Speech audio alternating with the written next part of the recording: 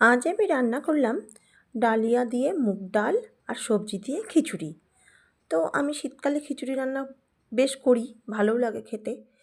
বেশিরভাগ দিন আমি গোবিন্দভোগ আতপ চাল আর মুগের ডাল সবজি টবজি দিয়ে করি।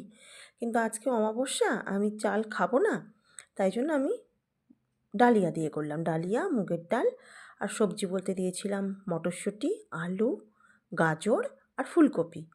এই দিয়ে খিচুড়ি করলাম। আর সাথে একটু করেছিলাম বেগুনি আর পাঁপড় ভাজা, আর আলাদা করে কোনো তরকারি করিনি। তবে খেতে খুব ভালোই লাগে, গরম গরম একটু ঝাল ঝাল করি আমি খিচুড়ি, ভালোই লাগলো খেতে। মাঝে মাঝেই করি আমি, আর আজকে অমাবস্যা ছিল বলে করেই ফেললাম। খুব সুন্দর হয়, মশলা টশলাও বেশি লাগে না, তেল মশলা খুব অল্পেই রান্নাটা হয়ে যায়, খুব তাড়াতাড়ি হয়ে যায়, আর হেলদিও। একটু ঘি দিই আমি, ভালো লাগে। কেউ মনে করলে যদি অনেকে পছন্দ করে না, তারা দেবে না। তো শুভ দুপুর বন্ধুরা, সবাই ভালো থাকবে, সুস্থ থাকবে।